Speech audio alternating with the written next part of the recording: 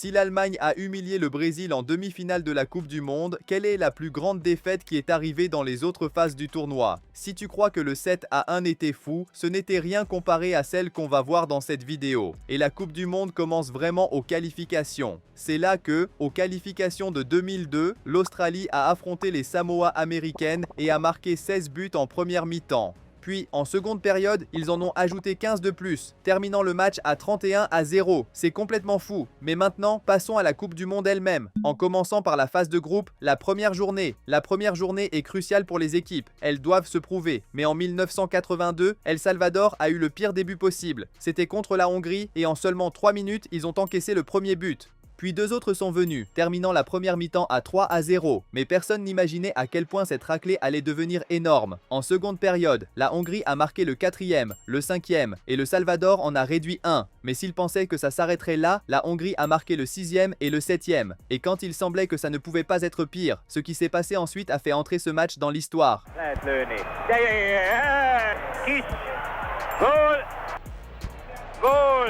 El Salvador a été battu 10-1 et alors qu'ils avaient déjà été détruits dès leur tout premier match, lors de la deuxième journée, ils ont aussi perdu. Mais cette fois, c'était 1-0. Donc la plus grande défaite qui a eu lieu lors du deuxième match de la phase de groupe s'est en fait passé 2 éditions plus tôt. Le Congo, qu'on appelait autrefois le Zaïre, s'est qualifié en 1974 et avait déjà commencé avec une défaite contre l'Écosse. Mais c'est lors du match suivant contre la Yougoslavie qu'ils ont vraiment regretté d'être venus à la Coupe du Monde. En seulement 7 minutes, leur attaquant a ouvert le score. Puis, après un coup franc, la Yougoslavie en a marqué un autre, puis un troisième. Tout ça en seulement 18 minutes. La situation était tellement catastrophique que le gardien a été remplacé. Mais ce changement n'a pas beaucoup aidé, car juste après, ils ont encaissé le 4e. Un joueur du Zaïre a été expulsé et ils ont encore pris le 5e et le 6e. Le match est allé à la mi-temps avec 6-0 et le Zaïre a enfin réussi à freiner un peu l'attaque, jusqu'à ce que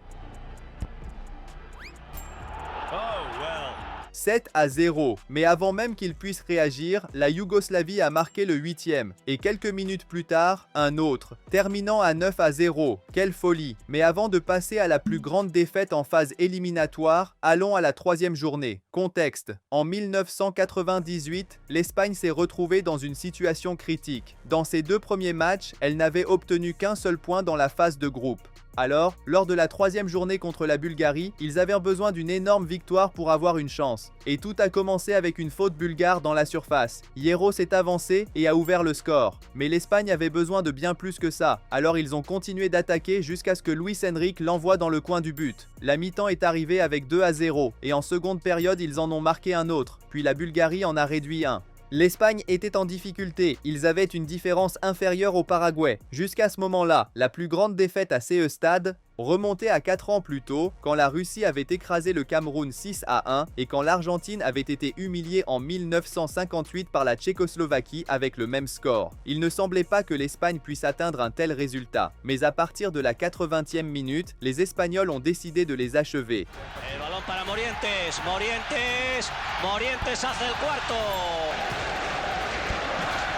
Y el gol, y muy correcta la posición de Kiko y el sexto. La Bulgarie a été battue 6-1 et pourtant l'Espagne a été éliminée en phase de groupe. Mais maintenant, passons au 8e de finale.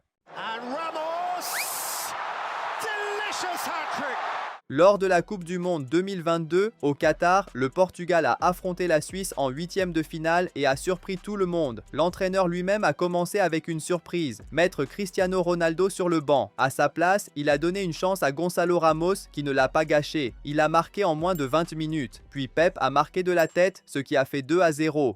Personne ne s'attendait à une humiliation aussi grande. Mais ensuite, en deuxième mi-temps, Ramos a marqué encore une fois et a fait une passe décisive pour Guerreiro. C'était déjà 4-0. Puis la Suisse a réduit l'écart. Mais cela n'a rien changé, car Gonçalo Ramos a encore marqué d'un petit lob. Et Rafael Leao a prolongé l'humiliation. Il a reçu le ballon et a envoyé une frappe qui a lobé le gardien et est retombée dans le but. La Suisse a donc été battue 6-1. C'était humiliant, mais la Suisse n'a tout de même pas égalé la défaite record que les États-Unis avaient subie autrefois. Des décennies plus tôt, l'Italie avait accueilli la Coupe du Monde sous le régime de Mussolini, et en 8e de finale, elle avait affronté les États-Unis. Le régime mettait une énorme pression sur l'équipe italienne pour remporter le tournoi, donc elle devait absolument bien jouer, littéralement sans autre choix. Il n'a fallu que 18 minutes pour que l'attaquant Schiavio marque le premier but, puis l'Italie a porté le score à 2-0 et Schiavio a encore marqué. Mais ensuite, en deuxième mi-temps, les États-Unis ont réduit l'écart et les joueurs italiens savaient que Mussolini n'était pas content de ça. Les Italiens devaient donc attaquer et ils ont marqué aux 63e, 64e et 69e minutes, égalant déjà la raclée que le Portugal allait infliger. Mais c'est là que l'Italie a rendu ce record encore plus fou.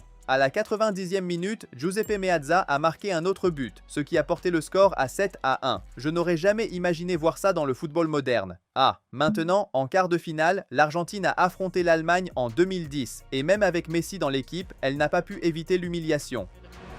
Here is the cross in for Klose, 4 for Germany, and this is going to go down as one of the greatest days for German football in World Cup history.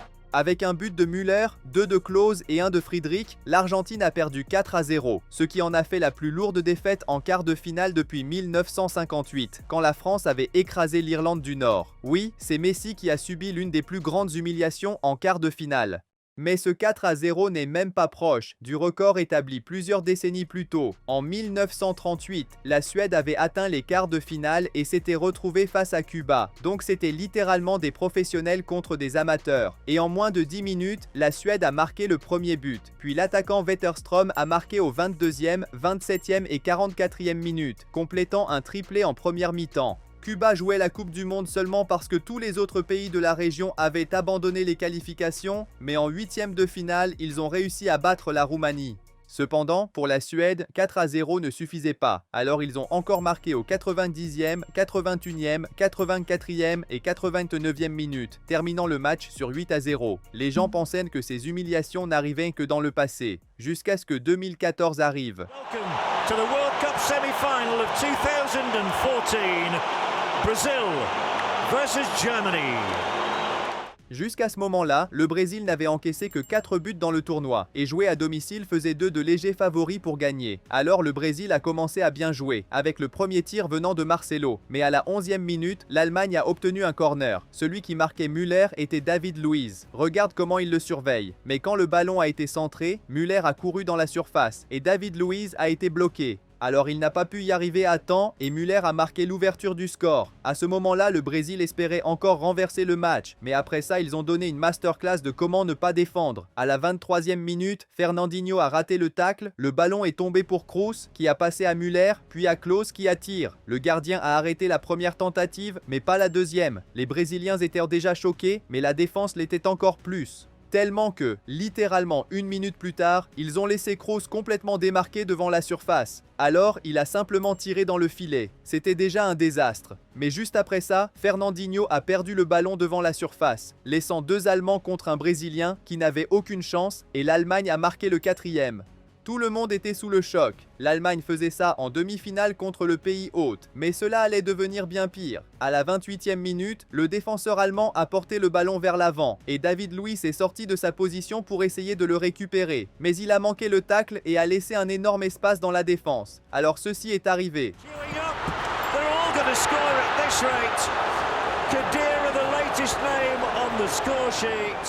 Juste pour montrer à quel point cela devenait humiliant, à la 28e minute du match Suède contre Cuba, le score était de 2-0. Et dans Hongrie contre El Salvador, c'était 3-0. Mais l'Allemagne avait déjà marqué 5 buts contre le Brésil. S'ils avaient gardé ce rythme, ils auraient terminé avec 16 buts marqués. Heureusement pour le Brésil, ils ont commencé à faire tourner le ballon plus calmement. Mais si les gens pensaient qu'ils allaient arrêter de marquer, quand la deuxième mi-temps est arrivée, l'attaquant Schürrle est entré. Et il voulait marquer le sien. En plus de cela, le Brésil a encore montré une défense faible, donc rien ne pouvait l'arrêter.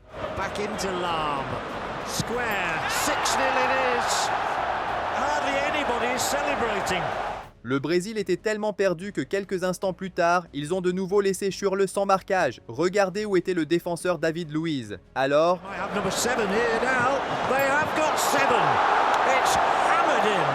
Puis le Brésil a quand même marqué un but de consolation, mais le match s'est terminé avec la plus grande raclée de l'histoire en demi-finale, 7-1. Maintenant, si la demi-finale est censée être un match vraiment difficile, la finale devrait l'être encore plus, mais pas pour le Brésil de Pelé. Lors de la première fois où le Brésil a atteint une finale de Coupe du Monde, ils ont affronté le pays hôte, la Suède, en 1958. Cela a donc commencé de manière disputée, avec la Suède qui a ouvert le score à la 4e minute. Mais le Brésil a rapidement égalisé, puis a marqué de nouveau, atteignant la mi-temps à 2-1. Ce n'était pas un match facile, mais ensuite, en deuxième mi-temps, Pelé a fait ceci. Santos, Pelé, ja det är lysande, titta på uppvisningen, det är makalöst, det är fullständigt...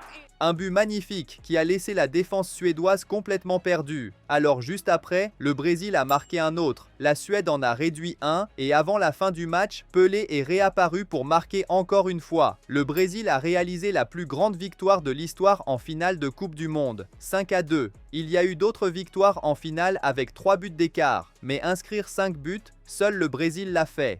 Alors, qu'as-tu pensé de cette vidéo? Si tu l'as aimée, je pense que tu vas aimer celle-ci aussi. Merci d'avoir regardé et salut!